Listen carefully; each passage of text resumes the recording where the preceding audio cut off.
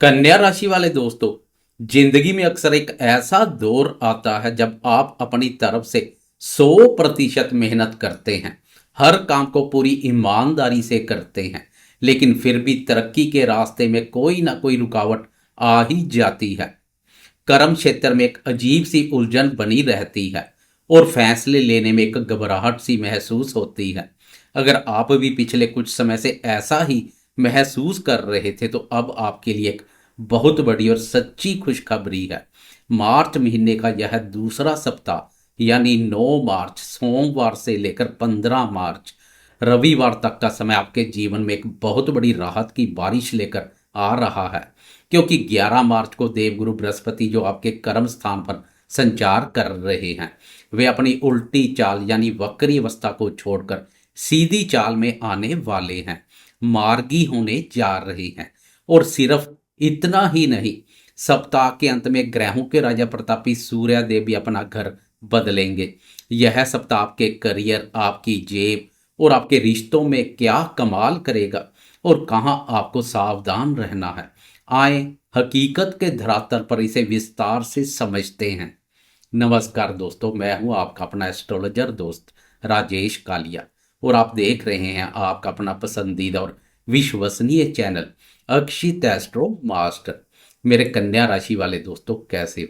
दोस्तों, आज की इस बहुत ही विशेष और विस्तारपूर्ण वीडियो में हम चर्चा करेंगे आपकी राशि के साप्ताहिक राशिफल की। 9 मार्च सोमवार से लेकर 15 मार्च रविवार तक का यह सफर आपके लिए क्या सौगात लेकर आया है, इस पर हम सच्चाई के साथ बात करेंगे। मैं आपको हवा में उड़ाकर कोई झूठे सपने नहीं दिखाऊंगा, क्योंकि मेरा मकसद हमेशा आपका विश्वास जीतना रहा है, आपको गुमराह करना नहीं। किसी भी राशिफल को गहराई से समझने के लिए सबसे पहले आसमान में बैठे ग्रहों की स्थिति को समझना बहुत जरूरी है। मैं आपका ज्यादा समय नहीं लूंगा, बस संक्षेप में गोचर कुंडली का एक चित्र आपके मन में उकेरना चाहता हूं। इस सप्ताह कन्या राशि वाले दोस्तों, आपके 10th हाउस में यानी आपके कर्म और करियर के घर में गुरुदेव मिथुन राशि पर संचार कर रहे हैं। और जैसा मैंने शुरू में बताया, 11 मार्च को गुरुदेव वक्री अवस्था से मार्गी हो जाएंगे। आपके 12वें भाव में यानी खर्चों और विदेश के घर में सिंह राशि पर केतु महाराज ने अपना डेरा डाला हुआ है। सबसे ज्यादा उथल पुथल आपकी राशि के 6ठे भाव में मची हुई है। 6ठा भाव रोग, ऋण और शत्रुओं का होता है। और यहाँ कुंभ राशि में 4 बड़े ग्रह सूर्य, मंगल, बुध और राहु एक साथ संचार कर रहे हैं। वहीं आपके सप्तम भाव में यानी दाम्पत्य जीवन और साझेदारी के भाव में मीन राशि पर कर्मफलदाता शनिदेव और उच्च के शुक्र विराजमान है। और सप्ताह के बिल्कुल आखिर में 14 और 15 मार्च की मध्य रात्रि के ठीक 1:08 पर ग्रहों के राजा प्रतापी सूर्यदेव भी अपनी चाल बदलेंगे और 6ठे भाव से निकलकर सप्तम भाव में प्रवेश कर जाएंगे। आए अब बहुत ही गहराई से जानते हैं कि ग्रहों का यह चक्रव्यूह आपके जीवन के अलग अलग हिस्सों पर क्या प्रभाव डालने वाला है। सबसे पहले बात करते हैं आपके करियर, नौकरी और व्यवसाय की। कन्या राशि वाले दोस्तों, यह सप्ताह आपके करियर के लिए एक टर्निंग पॉइंट साबित होने वाला है। आपके 10th हाउस में गुरुदेव का मार्गी होना आपके लिए किसी वरदान से कम नहीं है। पिछले कई महीनों से कार्यस्थल पर जो एक अजीब सा दबाव था, बॉस के साथ जो वैचारिक मतभेद चल रहे थे या प्रमोशन की जो फाइल बार बार अटक रही थी, 11 मार्च के बाद उन सभी रुकावटों का समाधान होने लगेगा। गुरु की सीधी चाल आपके दिमाग को बिल्कुल स्पष्ट कर देगी। आपके द्वारा लिए गए फैसले एकदम सटीक साबित होंगे। समाज में और ऑफिस में आपके मान सम्मान में जबरदस्त वृद्धि होगी। जो दोस्त नई नौकरी की तलाश में है, उन्हें इस सप्ताह कोई बहुत बड़ा ऑफर मिल सकता है। लेकिन इसके साथ ही आपको एक बात का बहुत ध्यान रखना है। आपके 6ठे भाव में मंगल, राहु, सूर्य, बुध एक साथ बैठे हैं। 6ठा भाव शत्रुओं का होता है। इन ग्रहों का यहाँ होना यह बता रहा है कि आपके जो गुप्त शत्रु हैं, जो आपसे जलते हैं, वे आपके खिलाफ कोई राजनीति कर सकते हैं। लेकिन घबराने की जरूरत नहीं है, क्योंकि जब गुरुदेव 10th हाउस में मार्गी होंगे तो उनकी अमृतमय नवम दृष्टि सीधे आपके 6ठे भाव पर पड़ेगी। गुरुदेव की यह शुभ दृष्टि राहु और मंगल के बुरे प्रभाव को शांत कर देगी और आप अपने विरोधियों पर पूरी तरह से हावी रहेंगे। कोर्ट कचहरी या किसी कानूनी विवाद में फैसला आपके पक्ष में आ सकता है। आर्थिक स्थिति की बात करें तो कन्या राशि वालों, इस सप्ताह पैसों के मामले में स्थिति धीरे धीरे मजबूत होगी। गुरुदेव जब 10th हाउस से अपनी 5वीं दृष्टि से आपके दूसरे भाव यानी धन भाव को देखेंगे तो आपकी जमा पूंजी में वृद्धि के योग बनेंगे। रुका हुआ या फंसा हुआ पैसा वापिस आने की उम्मीद जागेगी। हालांकि 12वें भाव में केतु महाराज के होने से कुछ खर्चे अचानक से सामने आ सकते हैं। हो सकता है कि घर के किसी उपकरण की मरम्मत में या किसी धार्मिक कार्य में आपका पैसा खर्च हो, इसलिए बजट बनाकर चलना समझदारी रहेगी।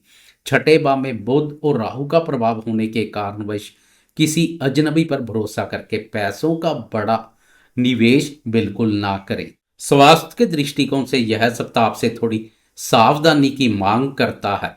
भले ही गुरुदेव की दृष्टि आपको बड़ी बीमारियों से बचा रही है, लेकिन छठे भाव में ग्रहों का इतना बड़ा जमावड़ा और 12वें भाव में केतु की उपस्थिति आपको शारीरिक और मानसिक रूप से थोड़ा थका सकती है।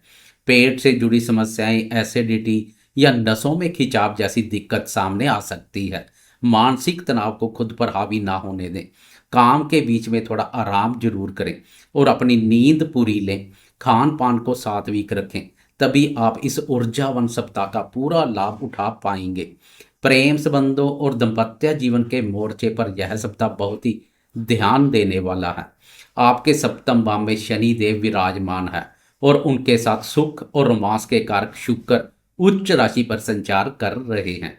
यह स्थिति बताती है कि आपका जीवन साथी इस समय बहुत ही समझदार और आपके प्रति पूरी तरह से समर्पित रहेगा। रिश्तों में एक गहराई है, लेकिन जैसे जैसे सप्ताह आगे बढ़ेगा और 14-15 मार्च की मध्य रात्रि को जब सूर्यदेव भी राशि परिवर्तन कर सप्तम भाव में प्रवेश कर जाएंगे तो रिश्तों में एक अचानक बदलाव देखने को मिल सकता है।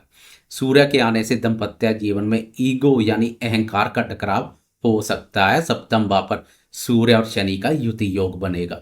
छोटी छोटी बातों पर जीवन साथी के साथ बहस होने की संभावना है, इसलिए मेरी आपको यही सलाह है कि अपने काम का गुस्सा घर पर ना निकालें। प्रेम संबंधों के मोर्चे पर बात करें तो जो दोस्त किसी के साथ रिश्ते में है उनके लिए यह समय अपने रिश्तों को ईमानदारी से निभाने का है। उच्च का शुक्र आपके प्रेम जीवन में मिठास तो लाएगा, लेकिन शनिदेव आपको वफादार रहने की सख्त हिदायत दे रहे हैं। शिक्षा और संतान क्षेत्र को लेकर कन्या राशि के विद्यार्थियों के लिए यह सप्ताह शानदार रहने वाला है। छठे भाव में प्रतियोगी परीक्षाओं के योग बहुत मजबूत बने हुए हैं। जो विद्यार्थी सरकारी नौकरी या किसी बड़े कॉम्पिटिटिव एग्जाम की तैयारी कर रहे हैं उन्हें इस सप्ताह अपनी पूरी ताकत झोंक देनी चाहिए। सफलता आपके कदम चूमेगी। संतान की तरफ से आपको कोई अच्छी खबर मिल सकती है। बच्चों की किसी उपलब्धि से मन बहुत प्रसन्न रहेगा। अब हम आते हैं इस वीडियो के सबसे महत्वपूर्ण और सबसे खास हिस्से पर। दोस्तों, ग्रह अपनी जगह पर स्थिर रहते हैं, लेकिन मन का कारक चंद्रमा बड़ी तेजी से पूरे ब्रह्मांड में अपनी चाल बदलता है। हमारा रोज का मूड, हमारी भावनाएं और हमारे छोटे बड़े फैसले सभी इसी चंद्रमा की चाल पर ही निर्भर करते हैं। तो चलिए बहुत ही विस्तार से देखते हैं कि इस सप्ताह चंद्रमा की चाल कब बचाएगी बवाल और कब करेगी आपके जीवन में कमाल। सप्ताह की शुरुआत यानी 9 मार्च सोमवार की सुबह के 9:29 पर चंद्रमा तुला राशि से अपना सफर खत्म करके वृश्चिक राशि में प्रवेश कर जाएंगे। वृश्चिक राशि कन्या राशि वालों के लिए आपकी राशि का तीसरा भाव है। तीसरा भाव हमारे साहस, पराक्रम, छोटे भाई बहनों, कम्युनिकेशन और नजदीकी यात्रा का है। भले ही वृश्चिक राशि में चंद्रमा नीच के माने जाते हैं, लेकिन तीसरे भाव में इनका गोचर आपको बहुत ही साहसी बनाएगा। मनोबल उच्च देखने को मिलेगा। 9 मार्च की सुबह से लेकर 11 मार्च की रात के ठीक 10 बजे तक चंद्रमा इसी भाव पर रहेंगे। यह 2.25 दिन आपके लिए अपने आलस्य को त्यागने का समय है।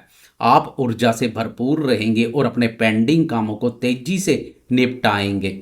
संचार माध्यम से फोन कॉल या ईमेल से कोई अच्छी खबर मिल सकती है। दस्तावेजों या कागजी कार्रवाई के लिए यह समय बहुत अच्छा है। बस ध्यान रहे कि जल्दबाजी में किसी से कठोर भाषा का प्रयोग ना करें। इसके बाद 11 मार्च की रात के ठीक 10 बजे पर स्थितियां करवट लेंगी। चंद्रमा वृश्चिक राशि से निकलकर धनु राशि में प्रवेश करेंगे। धनु राशि आपकी राशि का चतुर्थ भाव है, यानी माता, सुख, मकान, मन और वाहन का घर। यहाँ चंद्रमा 14 मार्च की सुबह के 9:32 तक रहेंगे। यह सवा 2 दिन आपके लिए थोड़े संवेदनशील हो सकते हैं। आपका पूरा फोकस आपके घर परिवार और सुख सुविधाओं पर रहेगा। काम काज से थोड़ा ब्रेक लेकर आप घर पर समय बिताना चाहेंगे। इस दौरान घरेलू मामलों को लेकर मन में कोई हल्की सी चिंता रह सकती है। माता जी के स्वास्थ्य का थोड़ा ध्यान रखना होगा। अगर आप प्रॉपर्टी से जुड़ा कोई फैसला लेना चाहते हैं तो यह समय उपयुक्त है, लेकिन दस्तावेजों की अच्छी तरह से जांच जरूर कर लें। कार्य क्षेत्र और घर के बीच एक संतुलन बनाकर चलना बहुत जरूरी रहेगा। फिर 14 मार्च की सुबह के 9:32 पर चंद्रमा राशि परिवर्तन करके मकर राशि में प्रवेश कर जाएंगे और पूरा वीकेंड तक यानी रविवार की रात तक वहीं रहेंगे। मकर राशि आपकी राशि का पंचम भाव है, यानी आपकी विद्या, बुद्धि, शिक्षा, मनोरंजन और प्रेम का स्थान। सप्ताह का अंत आपके लिए एक बहुत ही खूबसूरत और रिलैक्सिंग समय लेकर आ रहा है। वीकेंड पर आप अपने पुराने दोस्तों से मिल सकते हैं या परिवार के साथ कहीं बाहर घूमने का प्रोग्राम बन सकता है। आपका मूड बहुत ही हल्का और खुशनुमा रहेगा। जो दोस्त शेयर बाजार में काम करते हैं उन्हें अपनी समझदारी से कोई अच्छा लाभ मिल सकता है या अगले सप्ताह के लिए वह अपनी प्लानिंग बनाएंगे।